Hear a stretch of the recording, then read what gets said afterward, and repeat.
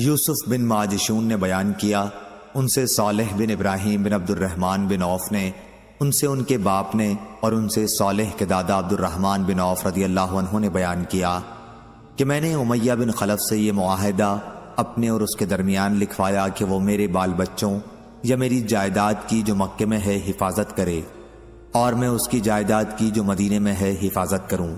جب میں نے اپنا نام لکھتے وقت رحمان کا ذکر کیا تو اس نے کہا کہ میں رحمان کو کیا جانوں، تم اپنا وہی نام لکھواؤ جو زمانہ جاہلیت میں تھا۔ چنانچہ میں نے عبد عمرو لکھوایا۔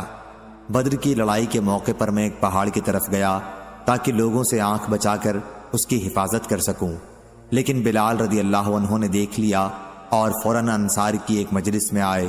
انہوں نے مجلس والوں سے کہا کہ یہ دیکھو، امیہ بن خلف کافر دشمن اسلام ادھر موجود ہے، اگر امیہ کافر بچ نکلا تو میری ناکامی ہوگی۔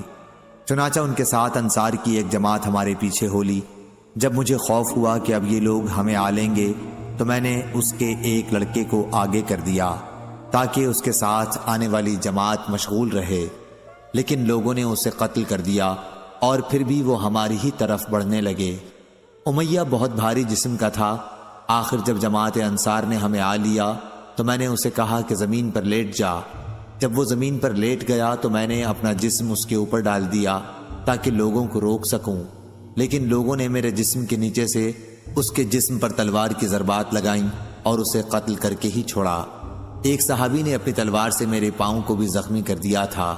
عبد الرحمن بن عوف رضی اللہ عنہ اس کا نشان اپنے قدم کے اوپر ہمیں دکھایا کرتے تھے۔ صحیح بخاری حدیث نمبر 2301۔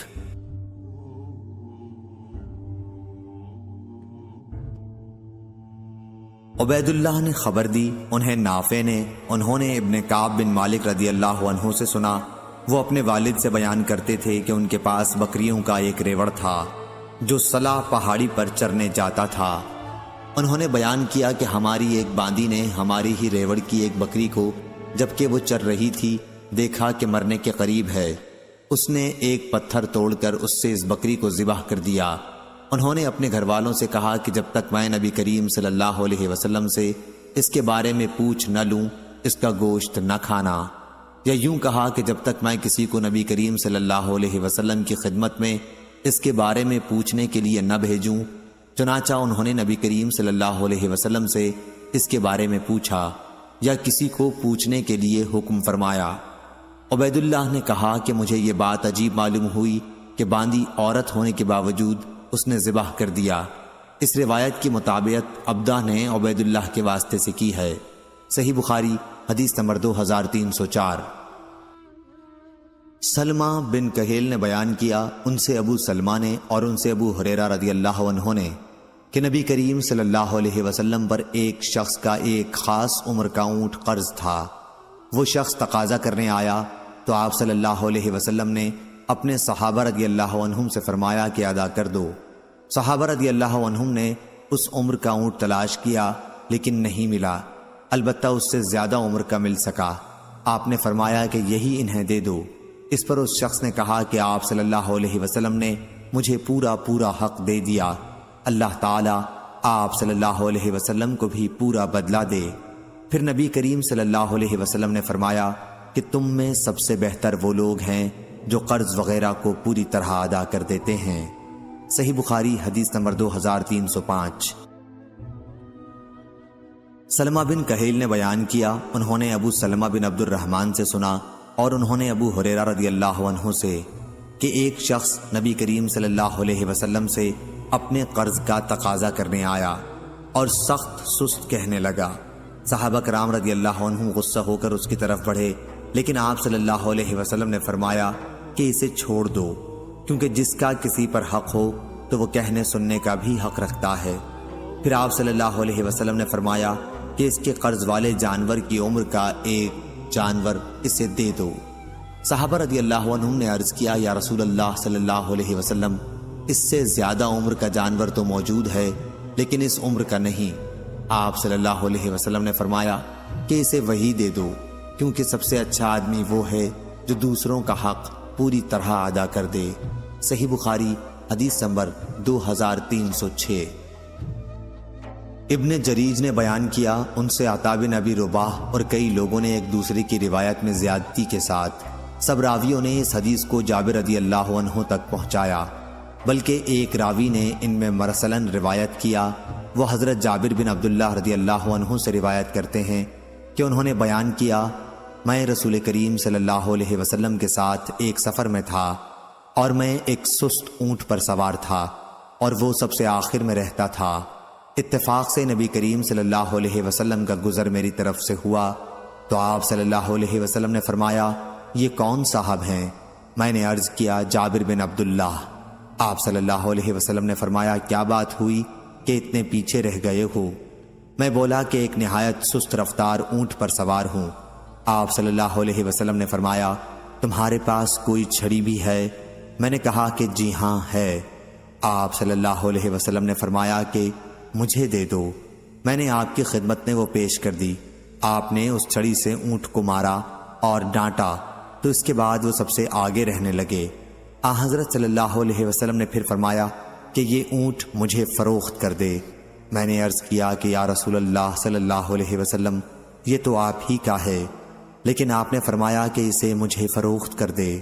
یہ بھی فرمایا کہ 4 دینار میں اسے میں خریدتا ہوں، ویسے تم مدینے تک اسی پر سوار ہو کر چل سکتے ہو۔ پھر جب مدینے کے قریب ہم پہنچے تو میں دوسری طرف جانے لگا۔ آپ صلی اللہ علیہ وسلم نے دریافت فرمایا کہ کہاں جا رہے ہو؟ میں نے عرض کیا کہ میں نے ایک بیوہ عورت سے شادی کر لی ہے۔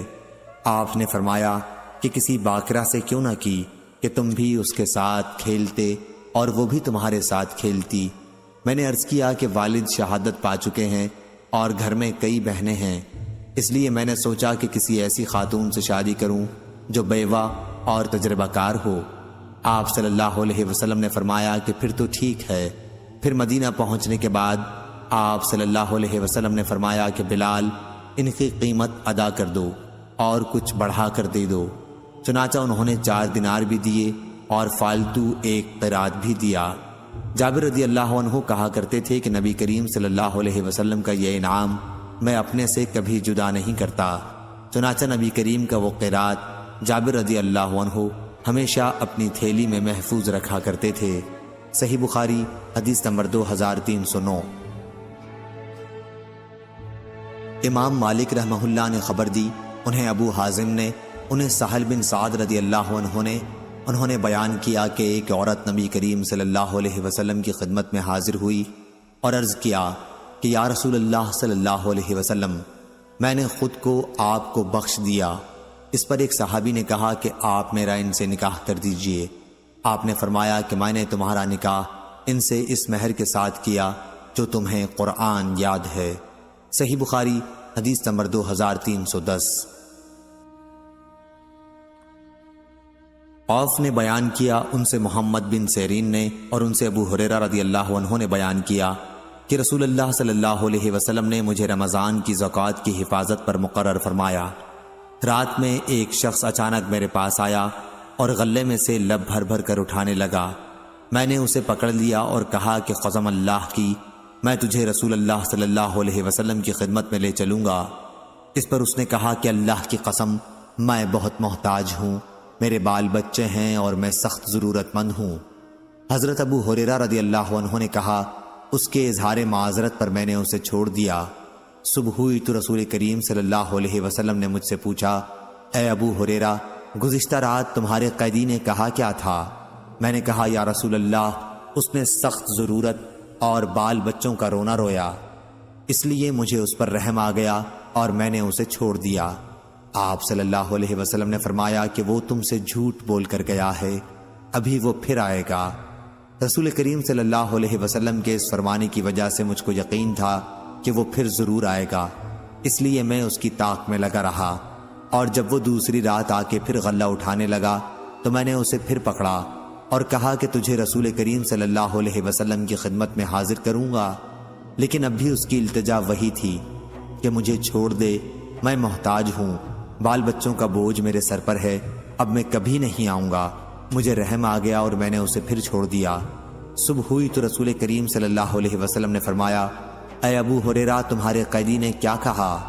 میں نے کہا، یا رسول اللہ صلی اللہ علیہ وسلم، اس نے پھر اسی سخت ضرورت اور بال بچوں کا رونا رویا جس پر مجھے رحم آ گیا، اس لیے میں نے اسے چھوڑ دیا۔ آپ صلی اللہ علیہ وسلم نے اس مرتبہ بھی یہی فرمایا کہ وہ تم سے جھوٹ بول کر گیا ہے اور وہ پھر آئے گا۔ تیسری مرتبہ پھر میں اس کے انتظار میں تھا کہ اس نے پھر تیسری رات آ کر غلہ اٹھانا شروع کیا تو میں نے اسے پکڑ لیا اور کہا کہ تجھے رسول اللہ صلی اللہ علیہ وسلم کی خدمت میں پہنچانا اب ضروری ہو گیا ہے، یہ تیسرا موقع ہے۔ ہر مرتبہ تم یقین دلاتے رہے کہ پھر نہیں آؤ گے، لیکن تم باز نہیں آئے۔ اس نے کہا کہ اس مرتبہ مجھے چھوڑ دے تو میں تمہیں ایسے چند کلمات سکھا دوں گا جس سے اللہ تعالیٰ تمہیں فائدہ پہنچائے گا۔ میں نے پوچھا وہ کلمات کیا ہیں؟ اس نے کہا جب تم اپنے بستر پر لیٹنے لگو تو آیت الکرسی اللہ لا الہ الا هو الحی القیوم پوری پڑھ لیا کرو۔ ایک نگران فرشتہ اللہ تعالیٰ کی طرف سے برابر تمہاری حفاظت کرتا رہے گا اور صبح تک شیطان تمہارے پاس بھی نہیں آ سکے گا۔ اس مرتبہ بھی پھر میں نے اسے چھوڑ دیا۔ صبح ہوئی تو رسول کریم صلی اللہ علیہ وسلم نے دریافت فرمایا گزشتہ رات تمہارے قیدی نے تم سے کیا معاملہ کیا؟ میں نے عرض کیا یا رسول اللہ صلی اللہ علیہ وسلم، اس نے مجھے چند کلمات سکھائے اور یقین دلایا کہ اللہ تعالیٰ مجھے اس سے فائدہ پہنچائے گا، اس لیے میں نے اسے چھوڑ دیا۔ آپ نے دریافت کیا کہ وہ کلمات کیا ہیں؟ میں نے عرض کیا کہ اس نے بتایا تھا کہ جب بستر پر لیٹو تو آیت الکرسی پڑھ لو، شروع اللہ لا الہ الا هو الحی القیوم سے آخر تک۔ اس نے مجھ سے یہ بھی کہا کہ اللہ تعالیٰ کی طرف سے تم پر اس کے پڑھنے سے ایک نگراں فرشتہ مقرر رہے گا اور صبح تک شیطان تمہارے قریب بھی نہیں آ سکے گا۔ صحابہ رضی اللہ عنہم خیر کو سب سے آگے بڑھ کر لینے والے تھے۔ نبی کریم صلی اللہ علیہ وسلم نے ان کی یہ بات سن کر فرمایا کہ اگرچہ وہ جھوٹا تھا لیکن تم سے یہ بات سچ کہہ گیا ہے۔ اے ابو ہریرہ، تم کو یہ بھی معلوم ہے کہ 3 راتوں سے تمہارا معاملہ کس سے تھا؟ انہوں نے کہا کہ نہیں۔ حضرت صلی اللہ علیہ وسلم نے فرمایا کہ وہ شیطان تھا۔ صحیح بخاری حدیث نمبر 2311۔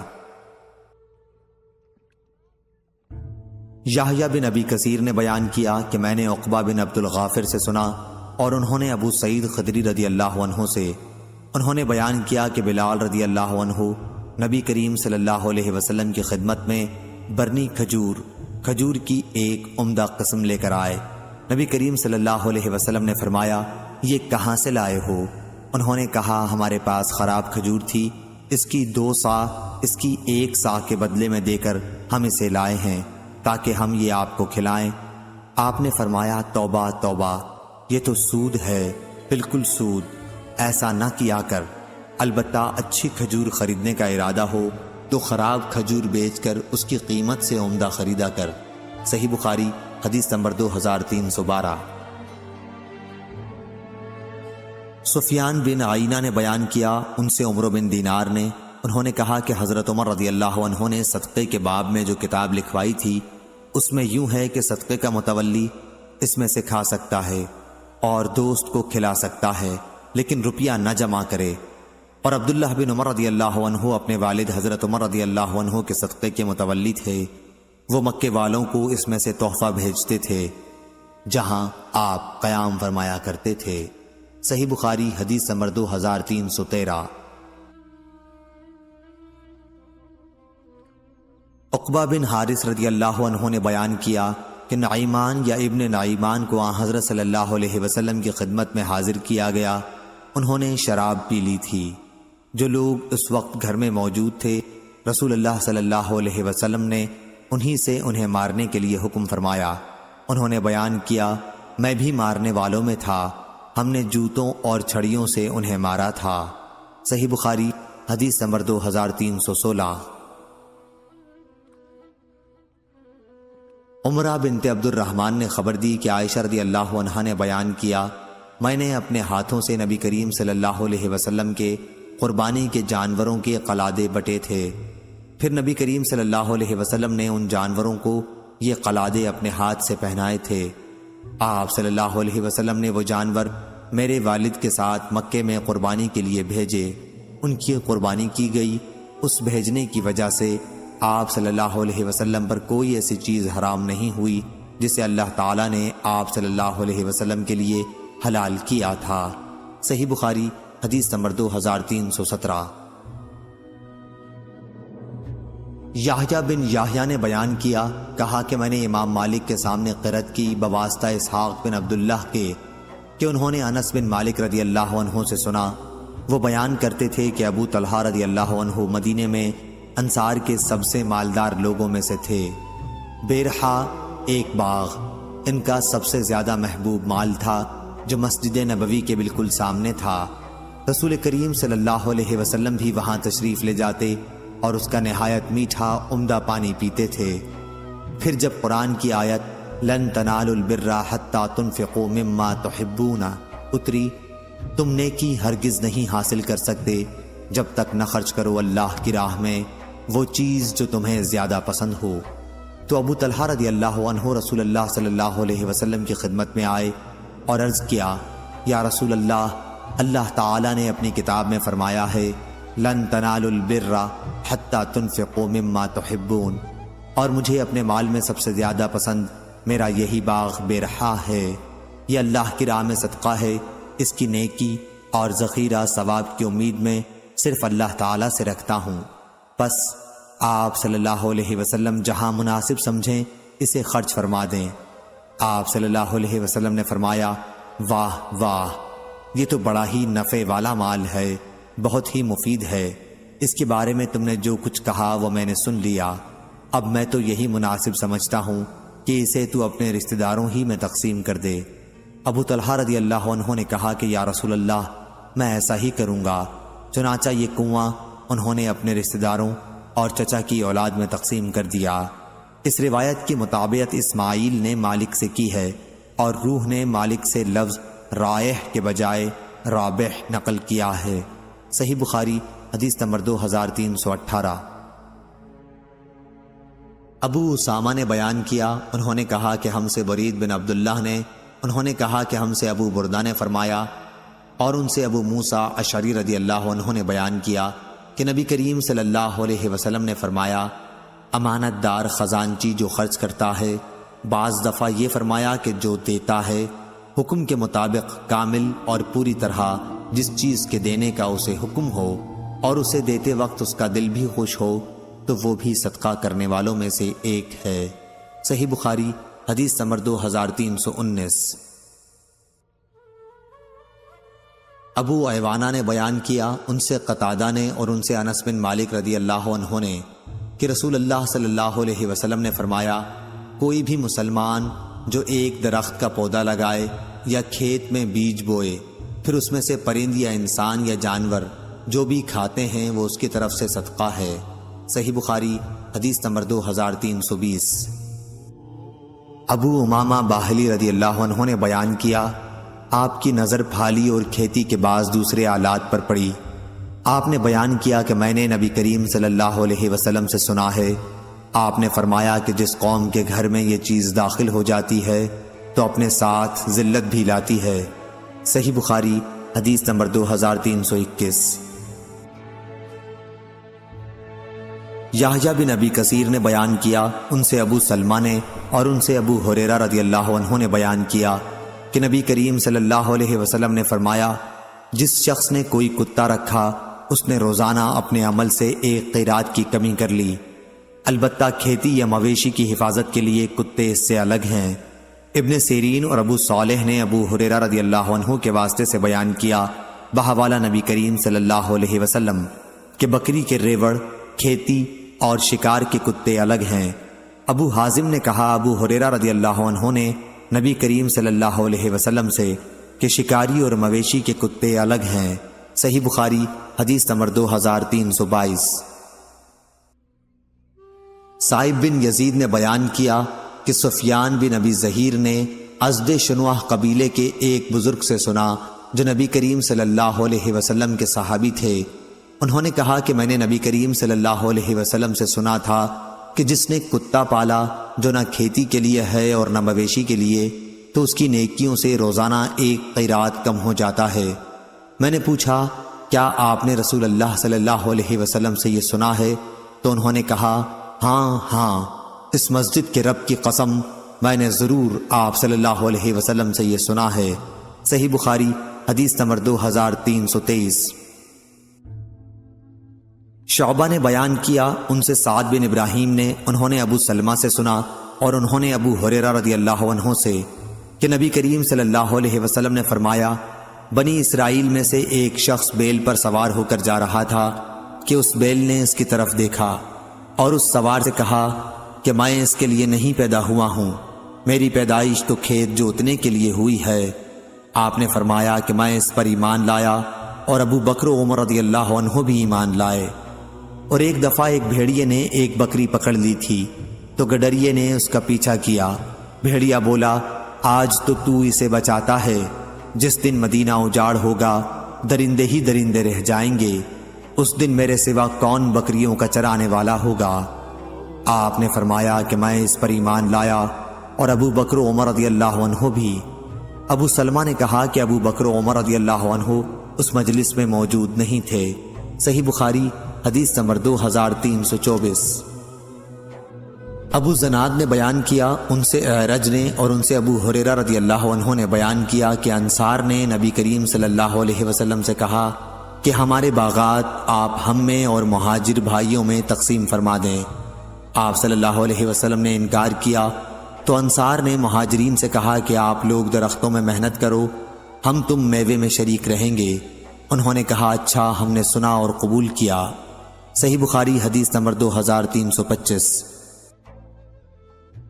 عبداللہ بن عمر رضی اللہ عنہ نے بیان کیا کہ نبی کریم صلی اللہ علیہ وسلم نے بنی نظیر کے کھجوروں کے باغ جلا دیے اور کاٹ دیے۔ انہی کے باغات کا نام بویرہ تھا، اور حسان رضی اللہ عنہ کا یہ شعر اسی کے متعلق ہے۔ بنی لوئی قریش کے سرداروں پر غلبے کو بویرہ کی آگ نے آسان بنا دیا، جو ہر طرف پھیلتی ہی جا رہی تھی۔ صحیح بخاری حدیث نمبر 2326۔ یحییٰ بن سعید نے خبر دی، انہیں حنظلہ بن قیس انصاری نے، انہوں نے رافع بن خدیج رضی اللہ عنہ سے سنا۔ وہ بیان کرتے تھے کہ مدینے میں ہمارے پاس کھیت اوروں سے زیادہ تھے، ہم کھیتوں کو اس شرط کے ساتھ دوسروں کو جوتنے اور بونے کے لیے دیا کرتے تھے کہ کھیت کے ایک مقررہ حصے کی پیداوار مالک زمین لے گا۔ بعض دفعہ ایسا ہوتا کہ خاص اسی حصے کی پیداوار ماری جاتی اور سارا کھیت سلامت رہتا، اور بعض دفعہ سارے کھیت کی پیداوار ماری جاتی اور یہ خاص حصہ بچ جاتا۔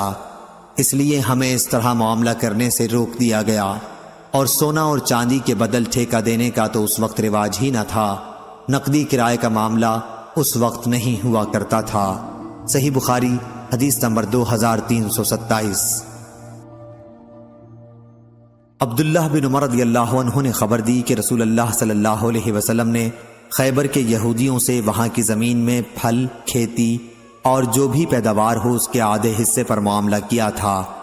آپ صلی اللہ علیہ وسلم اس میں سے اپنی بیویوں کو 100 وسق دیتے تھے، جس میں 80 وسق کھجور ہوتی اور 20 وسق جو۔ پھر حضرت عمر رضی اللہ عنہ نے اپنے عہد خلافت میں جب خیبر کی زمین تقسیم کی تو ازواج مطہرات کو آپ نے اس کا اختیار دیا کہ اگر وہ چاہیں تو انہیں بھی وہاں کا پانی اور قطع زمین دے دیا جائے، یا وہی پہلی صورت باقی رکھی جائے۔ چنانچہ بعض نے زمین لینا پسند کیا اور بعض نے پیداوار سے وسق لینا پسند کیا۔ حضرت عائشہ رضی اللہ عنہا نے زمین ہی لینا پسند کیا تھا۔ صحیح بخاری حدیث نمبر 2328۔ یحییٰ بن سعید نے بیان کیا ان سے عبید اللہ نے، ان سے نافع نے اور ان سے عبداللہ بن عمر رضی اللہ عنہ نے کہ نبی کریم صلی اللہ علیہ وسلم نے خیبر کے پھل اور اناج کی آدھی پیداوار پر وہاں کے رہنے والوں سے معاملہ کیا تھا۔ صحیح بخاری حدیث نمبر 2329۔ عمرو بن دینار نے کہا کہ میں نے طاؤس سے عرض کیا، کاش آپ بٹائی کا معاملہ چھوڑ دیتے، کیونکہ ان لوگوں رافع بن خدیج اور جابر بن عبداللہ رضی اللہ عنہم وغیرہ کا کہنا ہے نبی کریم صلی اللہ علیہ وسلم نے اس سے منع فرمایا ہے۔ اس پر طاؤس نے کہا کہ میں تو لوگوں کو زمین دیتا ہوں اور ان کا فائدہ کرتا ہوں، اور صحابہ رضی اللہ عنہم میں جو بڑے عالم تھے انہوں نے مجھے خبر دی ہے، آپ کی مراد ابن عباس رضی اللہ عنہ سے تھی، کہ نبی کریم صلی اللہ علیہ وسلم نے اس سے نہیں روکا، بلکہ آپ نے صرف یہ فرمایا تھا کہ اگر کوئی شخص اپنے بھائی کو اپنی زمین مفت دے دے تو یہ اس سے بہتر ہے کہ اس کا محصول لے۔ صحیح بخاری حدیث نمبر 2330۔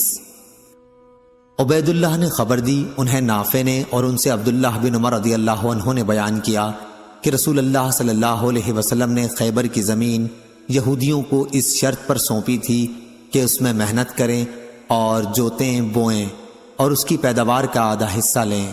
صحیح بخاری حدیث نمبر 2331۔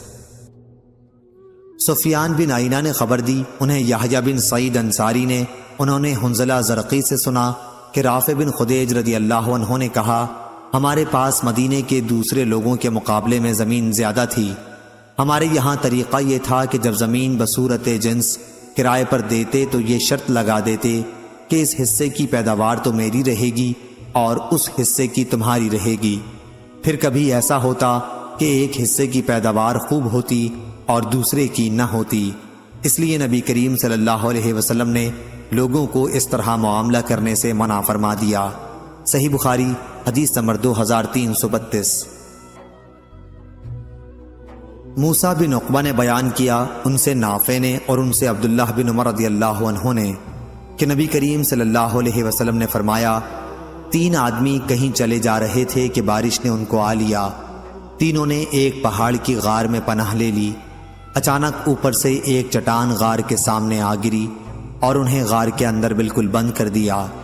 اب ان میں سے بعض لوگوں نے کہا کہ تم اب اپنے ایسے کاموں کو یاد کرو جنہیں تم نے خالص اللہ تعالیٰ کے لیے کیا ہو، اور اسی کام کا واسطہ دے کر اللہ تعالیٰ سے دعا کرو، ممکن ہے اس طرح اللہ تعالیٰ تمہاری اس مصیبت کو ٹال دے۔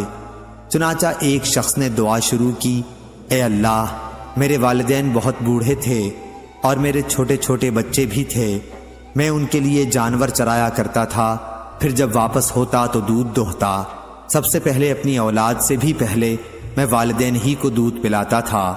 ایک دن دیر ہو گئی اور رات گئے تک گھر واپس آیا، اس وقت میرے ماں باپ سو چکے تھے۔ میں نے معمول کے مطابق دودھ دوہا اور اس کا پیالہ لے کر میں ان کے سرہانے کھڑا ہو گیا۔ میں نے پسند نہیں کیا انہیں جگاؤں، لیکن اپنے بچوں کو بھی والدین سے پہلے پلانا مجھے پسند نہیں تھا۔ بچے صبح تک میرے قدموں پر پڑے تڑپتے رہے، پس اگر تیرے نزدیک بھی میرا یہ عمل صرف تیری رضا کے لیے تھا تو غار سے اس چٹان کو ہٹا کر ہمارے لیے اتنا راستہ بنا دے کہ آسمان نظر آ سکے۔ چنانچہ اللہ تعالیٰ نے راستہ بنا دیا اور انہیں آسمان نظر آنے لگا۔ دوسرے نے کہا، اے اللہ، میری ایک چچا زاد بہن تھی، مرد عورتوں سے جس طرح کی انتہائی محبت کر سکتے ہیں مجھے اس سے اتنی ہی محبت تھی۔ میں نے اسے اپنے پاس بلانا چاہا لیکن وہ 100 دینار دینے کی صورت میں راضی ہوئی۔ میں نے کوشش کی اور وہ رقم جمع کی، پھر جب میں اس کے دونوں پاؤں کے درمیان بیٹھ گیا تو اس نے مجھ سے کہا، اے اللہ کے بندے، اللہ سے ڈر اور اس کی مہر کو حق کے بغیر نہ توڑ۔ میں یہ سنتے ہی دور ہو گیا، اگر میرا یہ عمل تیرے علم میں بھی تیری رضا ہی کے لیے تھا تو اس غار سے پتھر کو ہٹا دے۔ پس غار کا منہ کچھ اور کھلا۔ اب تیسرا بولا کہ اے اللہ، میں نے ایک مزدور 3 فرق چاول کی مزدوری پر مقرر کیا تھا، جب اس نے اپنا کام پورا کر لیا تو مجھ سے کہا کہ اب میری مزدوری مجھے دے دے۔ میں نے پیش کر دی لیکن اس وقت وہ انکار کر بیٹھا۔ پھر میں برابر اس کی اجرت پر کاشت کرتا رہا، اس کے نتیجے میں بڑھنے سے بیل اور چرواہے میرے پاس جمع ہو گئے۔ اب وہ شخص آیا اور کہنے لگا کہ اللہ سے ڈر۔ میں نے کہا کہ بیل اور اس کے چرواہے کے پاس جا اور اسے لے لے۔ اس نے کہا، اللہ سے ڈر اور مجھ سے مذاق نہ کر۔ میں نے کہا کہ میں مذاق نہیں کر رہا ہوں، یہ سب تیرا ہی ہے، اب تم اسے لے جاؤ۔ پس اس نے ان سب پر قبضہ کر لیا۔ الہی، اگر تیرے علم میں بھی میں نے یہ کام تیری خوشنودی ہی کے لیے کیا تھا تو اس غار کو کھول دے۔ اب وہ غار پورا کھل چکا تھا۔ ابو عبداللہ امام بخاری نے کہا، ابن عقبہ نے نافع سے اپنی روایت میں فبغیت کے بجائے فصائت نقل کیا ہے۔ صحیح بخاری حدیث نمبر 2333۔ عبد الرحمن بن مہدی نے خبر دی، انہیں امام مالک نے، انہیں زید بن اسلم نے، ان سے ان کے والد نے بیان کیا کہ عمر رضی اللہ عنہ نے فرمایا، اگر مجھے بعد میں آنے والے مسلمانوں کا خیال نہ ہوتا تو میں جتنے شہر بھی فتح کرتا انہیں فتح کرنے والوں میں ہی تقسیم کرتا جاتا، بالکل اسی طرح جس طرح نبی کریم صلی اللہ علیہ وسلم نے خیبر کی زمین تقسیم فرما دی تھی۔ صحیح بخاری حدیث نمبر 2334۔ عبید اللہ بن ابی جعفر نے بیان کیا، ان سے محمد بن عبد الرحمن نے، ان سے عروہ نے اور ان سے عائشہ رضی اللہ عنہا نے کہ نبی کریم صلی اللہ علیہ وسلم نے فرمایا، جس نے کوئی ایسی زمین آباد کی جس پر کسی کا حق نہیں تھا تو اس زمین کا وہی حقدار ہے۔ عروہ نے بیان کیا کہ حضرت عمر رضی اللہ عنہ نے اپنے عہد خلافت میں یہی فیصلہ کیا تھا۔ صحیح بخاری حدیث نمبر 2335۔ اسماعیل بن جعفر نے بیان کیا، ان سے موسیٰ بن عقبہ نے، ان سے سالم بن عبداللہ بن عمر رضی اللہ عنہ نے اور ان سے ان کے باپ نے کہ نبی کریم صلی اللہ علیہ وسلم نے مکے کے لیے تشریف لے جاتے ہوئے جب ذوالحلیفہ میں نالے کے نشیب میں رات کے آخری حصے میں پڑاؤ کیا تو آپ صلی اللہ علیہ وسلم سے خواب میں کہا گیا کہ آپ اس وقت ایک مبارک وادی میں ہیں۔ موسیٰ بن عقبہ راوی حدیث نے بیان کیا کہ سالم بن عبداللہ بن عمر رضی اللہ عنہ نے بھی ہمارے ساتھ وہیں اونٹ بٹھایا جہاں عبداللہ بن عمر رضی اللہ عنہ بٹھایا کرتے تھے، تاکہ اس جگہ قیام کر سکیں جہاں نبی کریم صلی اللہ علیہ وسلم نے قیام فرمایا تھا۔ یہ جگہ وادی عقیق کی مسجد سے نالے کی نشیب میں ہے، وادی عقیق اور راستے کے درمیان میں۔ صحیح بخاری حدیث نمبر 2336۔ یحییٰ نے بیان کیا، ان سے اکرمہ نے، ان سے ابن عباس رضی اللہ عنہ نے اور ان سے عمر رضی اللہ عنہ نے کہ نبی کریم صلی اللہ علیہ وسلم نے فرمایا، رات میرے پاس میرے رب کی طرف سے ایک آنے والا فرشتہ آیا، آپ اس وقت وادی عقیق میں قیام کیے ہوئے تھے، اور اس نے یہ پیغام پہنچایا کہ اس مبارک وادی میں نماز پڑھ، اور کہا کہ کہہ دیجئے عمرہ حج میں شریک ہو گیا۔ صحیح بخاری حدیث نمبر 2337۔ نافع نے خبر دی اور ان سے حضرت عبداللہ بن عمر رضی اللہ عنہ نے بیان کیا کہ نبی کریم صلی اللہ علیہ وسلم نے جب خیبر پر فتح حاصل کی تھی۔ دوسری سند۔ اور عبد الرزاق نے کہا کہ ہم کو ابن جریج نے خبر دی، کہا کہ مجھ سے موسیٰ بن عقبہ نے بیان کیا، ان سے نافع نے، ان سے ابن عمر رضی اللہ عنہ نے کہ عمر بن خطاب رضی اللہ عنہ نے یہودیوں اور عیسائیوں کو سرزمین حجاز سے نکال دیا تھا، اور جب نبی کریم صلی اللہ علیہ وسلم نے خیبر پر فتح پائی تو آپ نے بھی یہودیوں کو وہاں سے نکالنا چاہا۔ جب آپ کو وہاں فتح حاصل ہوئی تو اس کی زمین اللہ اور اس کے رسول صلی اللہ علیہ وسلم اور مسلمانوں کی ہو گئی تھی۔ آپ کا ارادہ یہودیوں کو وہاں سے باہر کرنے کا تھا، لیکن یہودیوں نے رسول اللہ صلی اللہ علیہ وسلم سے درخواست کی کہ آپ ہمیں یہیں رہنے دیں، ہم خیبر کی اراضی کا سارا کام خود کریں گے اور اس کی پیداوار کا نصف حصہ لے لیں گے۔ اس پر رسول اللہ صلی اللہ علیہ وسلم نے فرمایا کہ اچھا، جب تک ہم چاہیں تمہیں اس شرط پر یہاں رہنے دیں گے۔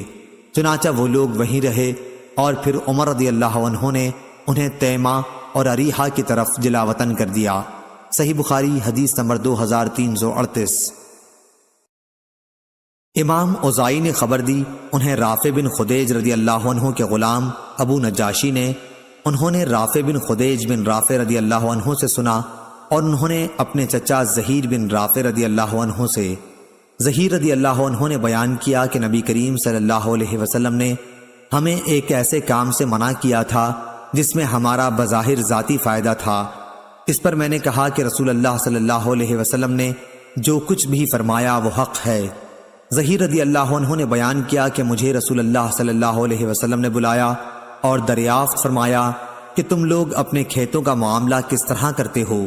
میں نے کہا کہ ہم اپنے کھیتوں کو بونے کے لیے نہر کے قریب کی زمین کی شرط پر دے دیتے ہیں، اس طرح کھجور اور جو کے چند وسق پر۔ یہ سن کر آپ صلی اللہ علیہ وسلم نے فرمایا کہ ایسا نہ کرو، یا خود اس میں کھیتی کیا کرو یا دوسروں سے کراؤ، ورنہ اسے یوں خالی ہی چھوڑ دو۔ رافع رضی اللہ عنہ نے بیان کیا کہ میں نے کہا آپ کا یہ فرمان میں نے سنا اور مان لیا۔ صحیح بخاری حدیث نمبر 2339۔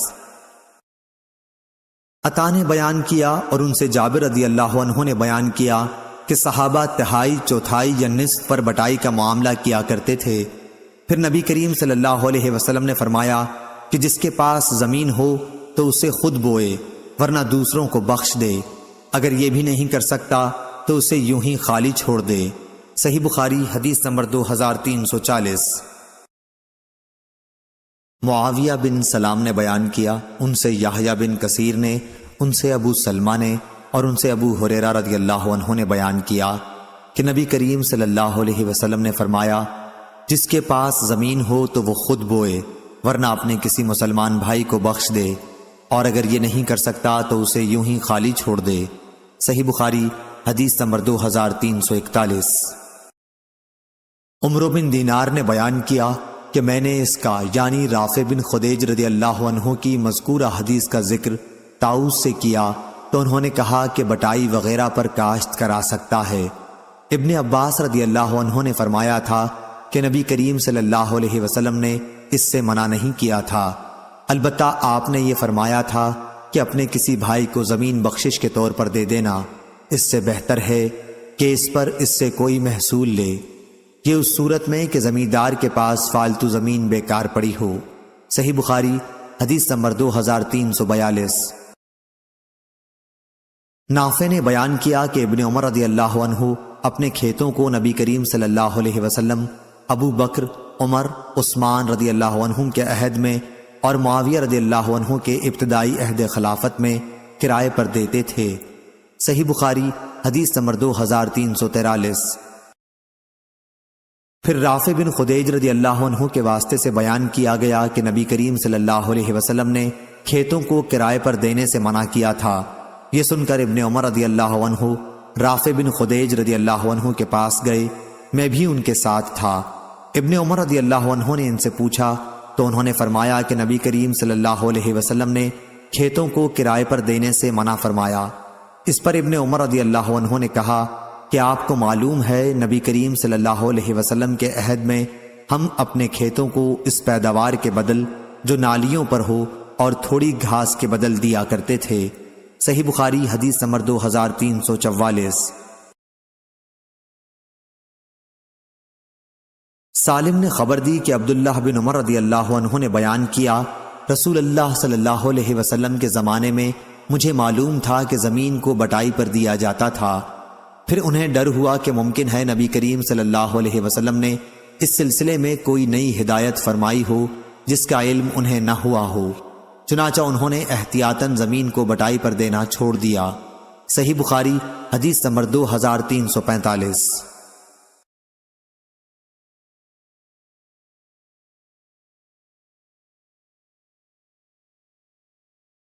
ہلال بن علی نے بیان کیا، دوسری سند اور ہم سے عبداللہ بن محمد نے بیان کیا، انہوں نے کہا کہ ہم سے ابو عامر نے بیان کیا، ان سے فلیح نے بیان کیا، ان سے ہلال بن علی نے، ان سے عطا بن یسار نے اور اسے ابو ہریرہ رضی اللہ عنہ نے کہ نبی کریم صلی اللہ علیہ وسلم ایک دن بیان فرما رہے تھے، ایک دیہاتی بھی مجلس میں حاضر تھا کہ اہل جنت میں سے ایک شخص اپنے رب سے کھیتی کرنے کی اجازت چاہے گا، اللہ تعالیٰ اس سے فرمائے گا کہ اپنی موجودہ حالت پر تو راضی نہیں ہے؟ وہ کہے گا کیوں نہیں، لیکن میرا جی کھیتی کرنے کو چاہتا ہے۔ حضرت صلی اللہ علیہ وسلم نے فرمایا کہ پھر اس نے بیج ڈالا، پلک جھپکنے میں وہ اگ بھی آیا، پک بھی گیا اور کاٹ بھی لیا گیا، اور اس کے دانے پہاڑوں کی طرح ہوئے۔ اب اللہ تعالیٰ فرماتا ہے، اے ابن آدم اسے رکھ لے، تجھے کوئی چیز آسودہ نہیں کر سکتی۔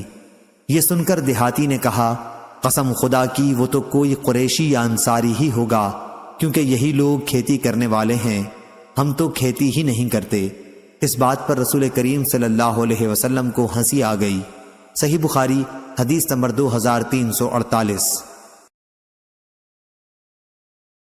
یعقوب بن عبد الرحمن نے بیان کیا، ان سے ابو حازم سلمہ بن دینار نے، ان سے سہل بن سعد رضی اللہ عنہ نے کہ جمعے کے دن ہمیں بہت خوشی اس بات کی ہوتی تھی کہ ہماری ایک بوڑھی عورت تھیں جو اس چقندر کو اکھاڑ لاتی جسے ہم اپنے باغ کی مینڈوں پر بو دیا کرتے تھے، وہ ان کو اپنی ہانڈی میں پکاتی اور اس میں تھوڑے سے جو بھی ڈال دیتی۔ ابو حازم نے کہا، میں نہیں جانتا ہوں کہ سہل نے یوں کہا، نہ اس میں چربی ہوتی نہ چکنائی۔ پھر جب ہم جمعے کی نماز پڑھ لیتے تو ان کی خدمت میں حاضر ہوتے، وہ اپنا پکوان ہمارے سامنے کر دیتی، اور اس لیے ہمیں جمعے کے دن کی خوشی ہوتی تھی۔ ہم دوپہر کا کھانا اور قیلولہ جمعے کے بعد کیا کرتے تھے۔ صحیح بخاری حدیث نمبر 2349۔ ابراہیم بن سعد نے بیان کیا، ان سے ابن شہاب نے، ان سے اعرج نے اور ان سے ابو ہریرہ رضی اللہ عنہ نے، آپ نے فرمایا کہ لوگ کہتے ہیں ابو ہریرہ رضی اللہ عنہ بہت حدیث بیان کرتے ہیں، حالانکہ مجھے بھی اللہ سے ملنا ہے، میں غلط بیانی کیسے کر سکتا ہوں؟ یہ لوگ یہ بھی کہتے ہیں کہ مہاجرین اور انصار آخر اس کی طرح کیوں احادیث بیان نہیں کرتے؟ بات یہ ہے کہ میرے بھائی مہاجرین بازاروں میں خرید و فروخت میں مشغول رہا کرتے، اور میرے بھائی انصار کو ان کی جائیداد، کھیت اور باغات وغیرہ مشغول رکھا کرتی تھی۔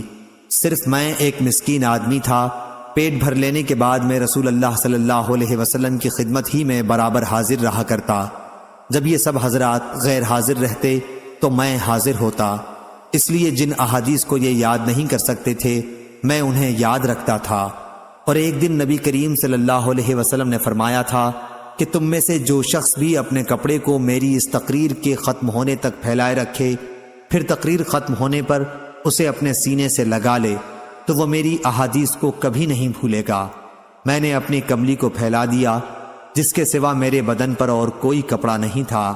جب آن حضرت صلی اللہ علیہ وسلم نے اپنی تقریر ختم فرمائی تو میں نے وہ چادر اپنے سینے سے لگا لی۔ اس ذات کی قسم جس نے آپ صلی اللہ علیہ وسلم کو حق کے ساتھ نبی بنا کر مبعوث کیا، پھر آج تک میں آپ کے اسی ارشاد کی وجہ سے آپ کی کوئی حدیث نہیں بھولا۔ اللہ گواہ ہے کہ اگر قرآن کی 2 آیتیں نہ ہوتیں تو میں تم سے کوئی حدیث کبھی بیان نہ کرتا۔